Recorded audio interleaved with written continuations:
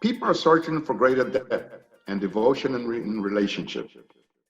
The groundbreaking text, Relationship and Higher Purpose, takes you beyond the normal parameters of human relationship to a deeper experience of union, purpose, and meaning with those individuals with whom you share a greater deadly destiny in life.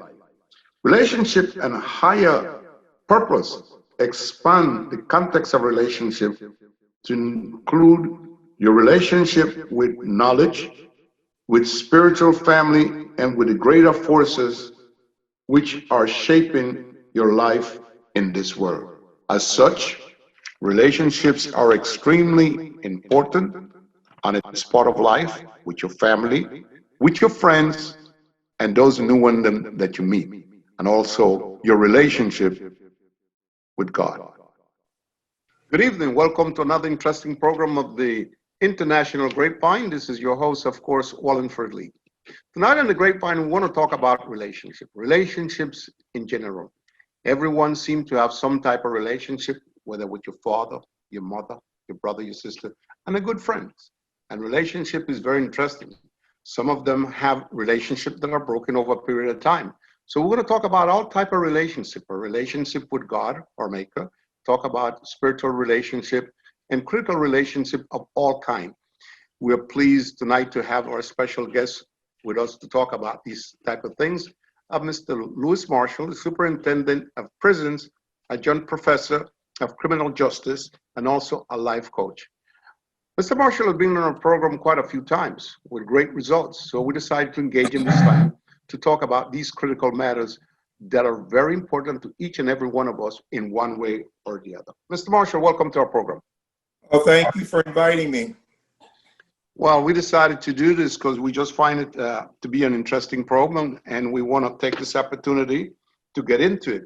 So as such, what type of relationships exist in general? Well, this is about the best time to talk about relationships because of the conditions that we are living in right now has forced us to make some adjustments because we have limited mobility based on the unfortunate pandemic that we're experiencing. So relationships become more critical now than ever. And we can look at several types of relationships. You have family relationship, you have friendship relationship, you have acquaintance relationship, and you have romantic relationship. So there's four basic categories of relationships that we can look at. Now, because of our belief or lack of belief in terms of what's spiritual and what's in the secular world, we have to break it down to satisfy both disciplines. The ones who are Christians or religious believers versus the one who claim that they don't believe in any deity, and we respect their views. So I'm going to just give you three references pertaining to the secular view. And the first one is basically by Rene Descartes. Rene Descartes wrote material in the 1600s, and he said that in order for people to find what's going on inside of them, they have to realize that I think, therefore I am. And this was the concept that he brought forward. If you are thinking, then that means you should know that you exist because you're thinking. And then you have the second secular scholar, James Allen, 1903. He published a book and he spoke about, as a man thinketh, so is he. In order to satisfy the secular world, they had to come up with a concept that makes those people feel comfortable versus how those who are believers in spiritual things, they use a deity, a God, as far as what's going on inside of them. And then Gandhi said, a man is the product of his thoughts. So those are three secular philosophies that we can look at from a point of view of relationship, how we develop them as a person, what comes from inside of us. But I want to now, go back to what you said about Gandhi. What did Gandhi say? Gandhi said, a man is a product of his thoughts. Okay. A man is the product of his thoughts. In other words, what comes out of you is demonstrative of who you really are. It's coming out of you. That's what brings forth in what other people can see in you. Because we can see what's on the inside, but Gandhi is saying once you open your mouth and how you demonstrate your character, that is a product of who you really are. Interesting. Interesting indeed. Very interesting. Now, the other view is now the spiritual view. And the spiritual view, and looking at the Christian view, because we can use the same concept for whether you're Muslim or any other group, because the key word here is spiritual. And in the spiritual context, it is said, as a man thinketh in his heart. In other words, in the spiritual concept, all of the thoughts comes out of your heart. And it says, as a man thinketh in his heart, so is he. So that's where your behavior originates from. What is conceived within you, it's going to manifest itself. So now we have three views from a secular standpoint, one view from a spiritual standpoint. Interesting. If we had to lean on the secular and the spiritual, which is the most that's mostly followed by people in general, in your small opinion? Well, I don't want to sound biased, but if you took, for example, the total population of the United States, over 365 million people, more than 75% of them claim to be Christians. So that in itself says to you, as far as America is concerned, most people do believe in some spiritual being, because that's more than 200 million people. So in America, that would be the majority. Now, if you take the same question to the Muslim world, you will see where the vast majority, more than 99%, believe in a spiritual being, because they adhere to the Muslim religion, which is the majority of their population. Interesting. As we talk about spiritual, what is a critical spirit? A critical spirit is a spirit that, excuse me, there are four types that I can present to you, four types. The different types of critical spirits are, one, we label that a gossiper. A gossiper is one of the types of spirits that is noted because it says that it's someone who is diligently in seeking out the secrets of others, sharing information without consent from the person, and feels empowered by having the information. They love to dip into everybody's concern, everybody's business. And they don't use this information for constructive reasons. They use it to demean or defame the person. Now, that's the one of the types. You have also the complainer. The complainer is someone who always seeks the negative. The glass is never half filled. And whenever they interact with you, you're going to get a feedback like, things could have been better. You get up in the morning, you say, wow, the sun is shining. They get up in the morning, they say, oh, it's too hot. They're never satisfied. No, the glass is half empty. It's never half filled. So that's another type of critical spirit. There's another type that has to do with the person who uses statements that are damaging to other people, and it's usually caused by a sense of jealousy, envy. They indulge in making false claim. For example, they will not take the initiative to find out the facts about an issue.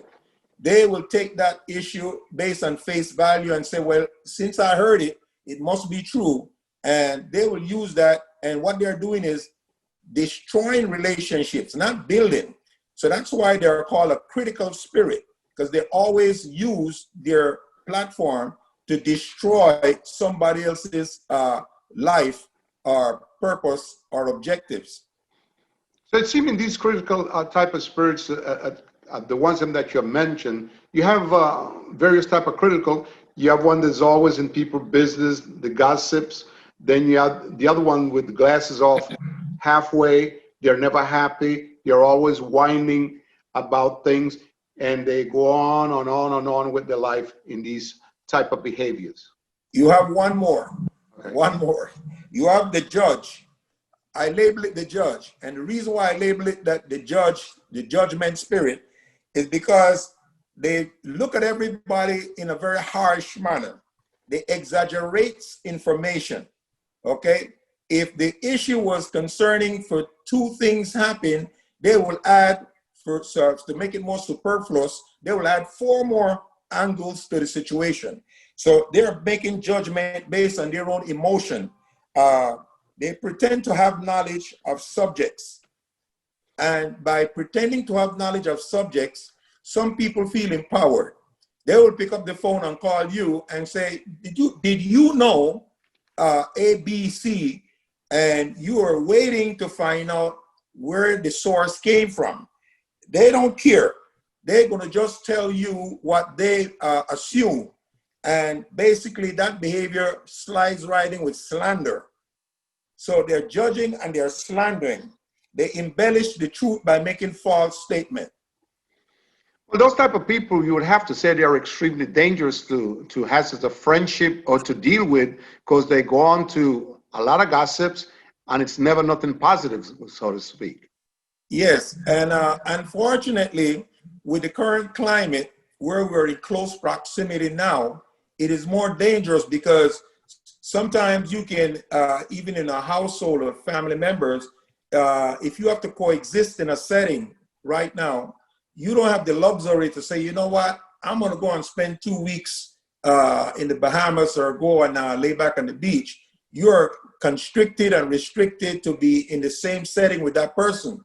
So imagine you have to listen to this for the last 6 months since we've been under the coronavirus. You would be going up the walls because you know before they open their mouth, they're going to come from one of the 4 premises that I mentioned, either slandering, judging. It's always condescending. So it's not uplifting to the spirit inside of a person that wants to experience joy. They want or their well-being. Positivity. Yeah. And it takes a toll on you mentally and physically. It's ironic that you mentioned that, because one of the questions that I had on board was, what is the difference between a judgmental and a critical spirit? Excuse me.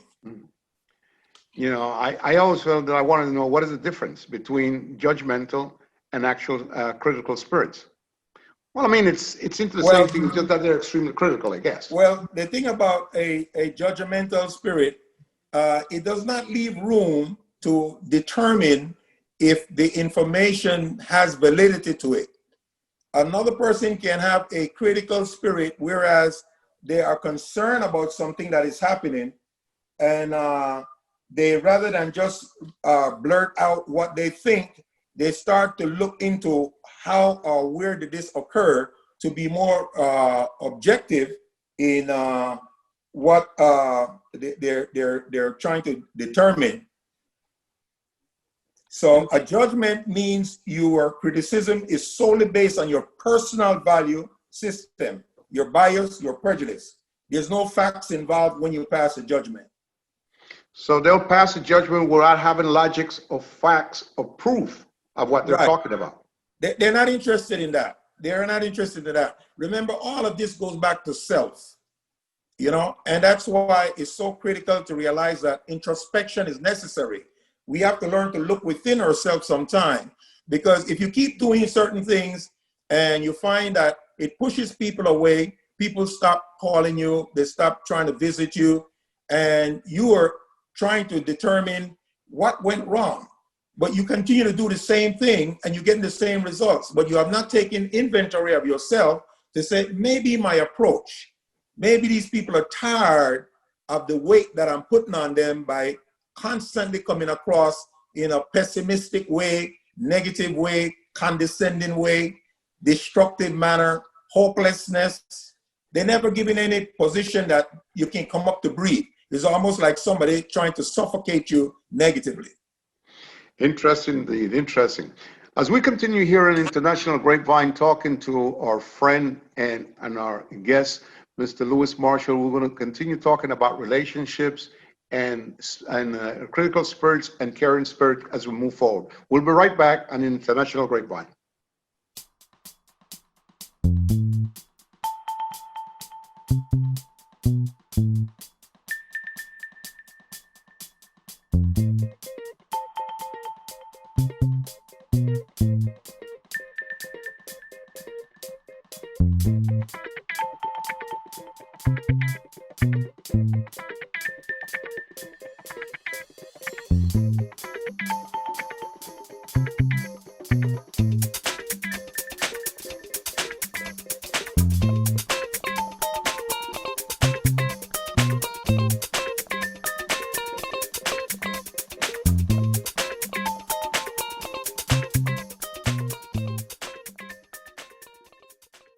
And we're back here in International Grapevine talking about relationships and critical spirits and caring spirit, which are very interesting things as you move through life. Everyone have relationships, and some of them are good, some of that not pleasant, some are very, very good. But as we talk a lot about the spiritual side and stuff like that, it's important to understand yourself, understand your friends, and understand some of your family. And we decided to tackle these type of things and tonight in the Grapevine so we could move forward. We're pleased to have our special guest, Mr. Lewis Marshall, who has been kind to be our guest and to discuss these matters. Mr. Marshall, as we move forward, just exactly what is criticism? Well, criticism is the behavior whereas you try to describe something in a manner that should be truthful, honest, sincere. And sometimes you may have to come up with a criticism that is not comfortable for other people. And the word criticism comes from the Greek word kritikos, Kritikos. And what that means in the Greek is able to discern or judge. That's what the word criticism comes from, the Greek. Kritikos. So it's judgmental. Yes, able to discern or judge. There's another form of looking at that. There, you can speak fairly with discernment regarding merit or value. You can speak about something, giving it its value and its merit based on discernment. I think he's going to be a great athlete because you're watching that person perform and you say, my God, he's only in high school and the things that he's doing, I can discern that he or she is going to be great. LeBron James is probably the best example. They were calling him the king. Mm-hmm. He was just a high school kid. He didn't even play a day in the pros, but there was discernment and everybody's part based on observation. Based on observation, merit, and the value that they place in what they saw. So these are two of the keys that you look at in terms of criticism. It's not always a negative, but it should be based on certain attributes that you can see or you know about that gives you the opportunity to convey a message about it. Not just spontaneous off the top of your head like the critical spirit that is negative. That person always going to look at that and probably will say about LeBron, oh, why everybody excited about him? He's just in high school. Oh, he can't play as good as so-and-so. They begin to do a comparative analysis based on pessimism, not objective criticism. They want to condescend right away. Take it off the table positively. One of the reasons why I asked the question is, we live in New York and how critical the media is, the newspapers, the TV station, the radio station. They can be so critical. They put you up, they put you down, and they tear you apart. So criticism, I guess some of it is warranty. Some of it can be very devastating. Some of it can be extremely critical and hurt a lot of people's feelings in some cases. Yes. And it's a very interesting thing. As such, what is the Spirit of God? That's one that, I always thought about it. So what's the interpretation of that, the Spirit of God? Well, I'm going to give you this from a Christian perspective. A spirit of God is a Christian belief that God exists in three persons. And this is where it gets difficult even for some Christians. All right. And that's why we have the Christianity is broken down into different groups who uses the scriptures according to how they've been taught. But when you look at it, it says God is existing in three persons, Father, Son, and Holy Spirit. We go back to the word spirit again. Now, if you are in the scriptures, you're going to know who's the Holy Spirit, because Jesus said, I go to prepare a place for you. In my Father's house, there are many mansions. And the disciples got sad, and he said, don't worry. I'm sending one called the Holy Spirit. And the term for that is the Paracletic, the one who walks alongside you, who will guide you in all truth. So for a Christian, he or she is supposed to be relying on the Holy Spirit to guide them in all truth. You see? So this is what a God represents in that context. A God is spirit means he does not have a physical body. That's the most important attribute. Spiritual. He doesn't have a, yes. This means he's able to transcend the natural things that you and I can interact with or see. He is omnipresent and is not limited by physical location. You can't say that spiritual person only exists here. It transcends what we can comprehend. And I guess it's a good part of faith, so to speak. It's Yes. important how your faith and your interpretation of Right. that type of situation based on your faith. Right, right. Your faith is the one that manifests how much you want to believe that there is a Holy Spirit. Without the faith, and even the Bible said you can't please God without the faith. Now, take somebody who's in the secular world, because we have to give in equal time to both sides. Sure. In the secular world, that person, based on the three philosophers that I meant, two philosophers and Gandhi that I mentioned, that person now has to rely solely on how they feel, what they think, what they like, what they don't like. And out of them comes what these things are within them. That's why it says, as a man thinketh, so is he. Interpretation. Yeah, he don't have nowhere else to go because he don't know how to point of reference. The Christian now will say, well, I better pray about this. I got to meditate on this, because he is supposed to be, or she, guided by the word that was given to them saying, hey, the Paracletic, the one who walks alongside you, will guide you in all truth. Well, even as Christians, we don't follow that principle all the time because self gets in the way. And self means you go back to your secular thinking. Well, I want this. Well, I should do this. I deserve this. So now you've gone back to that challenge that you face within you. And that's why even the Bible said there's enmity. Enmity meaning there are enemies between the things of the what? The spirit and the flesh. They are at war constantly. One wants to control at all time over the other.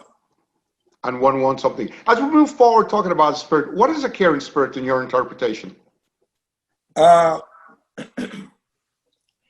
caring spirit is a person that pays attention to what is best for others. You see, they're not simply looking at themselves. They're saying, well, let me see what I could do to help this person in their circumstances. You already know something is wrong, but you care. See, once you start to care, it means you remove yourself. And now you put in the person in front of you and saying, I need to be attentive. I need to be protective. I need to take personal interest in someone's feeling. Actively involved in doing what is best for another person. That's what you're doing. See, self is out of the way now. That's the critical difference versus a critical spirit. That is germane to how you move on to be part of the community concept of brotherhood, sisterhood. Now, it's not about you anymore. You're saying, I'm genuinely interested in showing concern for others. I want to be like the Good Samaritan. I want to be the one who stops on the road and helps somebody who are fallen. You see, even the Bible gave you a critical description when Jesus said, well, the Good Samaritan stopped and helped the man on the side of the road who fell. Now, the others who proclaimed that they are so spirit-filled, they were too busy with argument, probably saying, oh, I got to get to church. I got to go to my assembly, my meeting. They didn't stop and change the whole thought process into what is happening with this other person. How can I actively involve myself in rescuing this individual? See, that's where it becomes a big difference in caring. That's a caring spirit right there. And it get complicated. Well, we have approximately 3 minutes, but I got to get this in. Can you tell us what and why encouragement is important? Encouragement comes from the word paraklesis. Paraklesis. Paraklesis. It's being the one who aids you, who assists you, to give counsel or assist. So from the spiritual concept, you need that encouragement from the Holy Spirit that will minister to your spirit and say, no, that's not nice. You shouldn't say that. Now you have a repentant heart. You say, man, I got angry. I should have never spoken to this brother or sister in that manner. I am going to be humble to apologize for my behavior. So now you are not looking at how you feel. You're saying, did I harm somebody? Did I hurt somebody? So it's tough. Well, let me just say this, because our time got short out. We do have to come back and do a part 2 on this, because we didn't finish getting through the things that I want to talk about. So I think sometime next week or the week after, we have to continue this, Brother Marshall, because you brought up some very interesting points, and you caught my attention. I'm sure you caught the attention of my viewers too. So as such, I respectfully request that you come back so we can finish up this. Okay, when you're ready. All right. Again, this is Wallingford Lee saying good night for the International Grapevine, and I hope that this has been something interesting to you, because it certainly was to me. And we hope to see you next week at the same time, at the same place. Thanks again, and most importantly, be safe.